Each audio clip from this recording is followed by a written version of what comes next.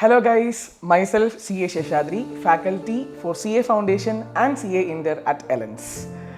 January 10th result വരുന്നു. January 9th രാത്രി ഉറങ്ങാനേ പറ്റിയില്ലെന്നേ. അടുത്ത ദിവസം റിസൾട്ട് വരുന്നു. തലേ ദിവസം ഉറങ്ങാൻ പറ്റുമോ? ഉറങ്ങിയിട്ടേ ഇല്ല. Jan 10th morning 9 o'clock result വരുന്നു. കാണുന്നു. ഫസ്റ്റ് കണ്ടത് PASS എന്ന ആ 4 അക്ഷരം. അത് കണ്ടപ്പോൾ ഒരു സന്തോഷം ഉണ്ടായിരുന്നു. സത്യം പറഞ്ഞാൽ ഇരുന്നില്ല, വീട്ടിൽ മൊത്തം കൊണ്ടാട്ടം, ഹാപ്പി, ഫുൾ ഖുഷി മോഡായിരുന്നു. അന്ന് ആ ഒരു ദിവസം എനിക്ക് എത്ര ഫോൺ കോൾ വന്നു എന്ന് പറഞ്ഞാൽ അത് എണ്ണാൻ പോലും എനിക്ക് പറ്റിയില്ല.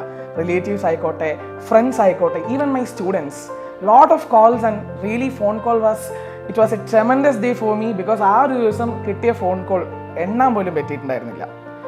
അന്ന് എല്ലാവരും എന്നോട് ചോദിച്ച ഒരൊറ്റ ചോദ്യം, ശേഷു അതെങ്ങനെ പറ്റി? അത് ടഫല്ലേ?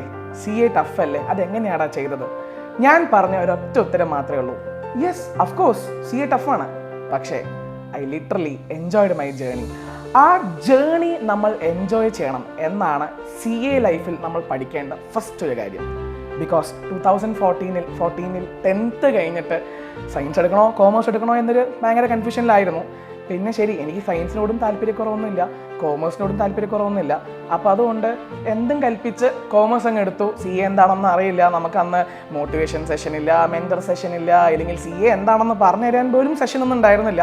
ഞാൻ പിന്നെ പാലക്കാട് തന്നെയായിരുന്നു. സോ പാലക്കാട്ടിൽ തന്നെ കിട്ടിയ ഒരു ഇൻസ്റ്റിറ്റ്യൂഷനിൽ ഞാൻ ജോയിൻ ചെയ്തു. 2016 ഫൗണ്ടേഷൻ ആയിരുന്നു, അതും ഈസിയായി കൊണ്ടുപോകാൻ പറ്റി. ദെൻ 2017 ഇൻ്റർ ആയിരുന്നു. ഇൻ്ററും എനിക്ക് അത്ര പ്രയാസം തോന്നിയില്ല, ബിക്കോസ് ഇൻ്റർ നമ്മളൊന്ന് പഠിച്ചാൽ മാത്രം മതി, പാസ്സാവാൻ പറ്റും. പക്ഷേ അത് കഴിഞ്ഞ് വന്നൊരു സംഭവമാണ് CA ഫൈനൽ എന്നൊരു വലിയൊരു മാരക സംഭവം. അതിൻ്റെ ഇടയ്ക്ക് കോവിഡും കൂടി ഉണ്ടായിരുന്നല്ലോ.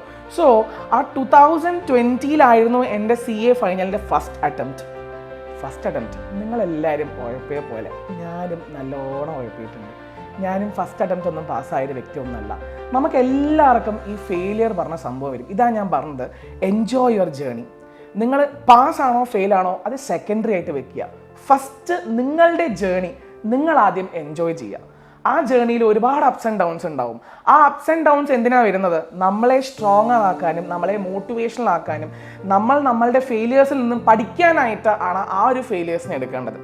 And finally after a lot of ഒരു 2-3 ഞാൻ അറ്റംപ്റ്റ് പറയുന്നില്ല, 2-3 അറ്റംപ്റ്റ്. വൈ? ബിക്കോസ് എനിക്ക് ടീച്ചിങ്ങോട് ഒരുപാട് ആഗ്രഹം ഉണ്ടായിരുന്നു. സോ ഈ 2020 എൻ്റെ ഫസ്റ്റ് അറ്റംപ്റ്റ് ഫൈനൽ കിട്ടാണ്ട് പോയി. ആൻഡ് എൻ്റെ ആർട്ടിക്കൽഷിപ്പും തീർന്നിട്ടില്ല, ബിക്കോസ് 2021 എൻ്റെ ആർട്ടിക്കൽഷിപ്പ് തീർന്നത്. So after that what happened is I started my teaching career. So teaching എന്ന് പറയുമ്പോൾ I started with law.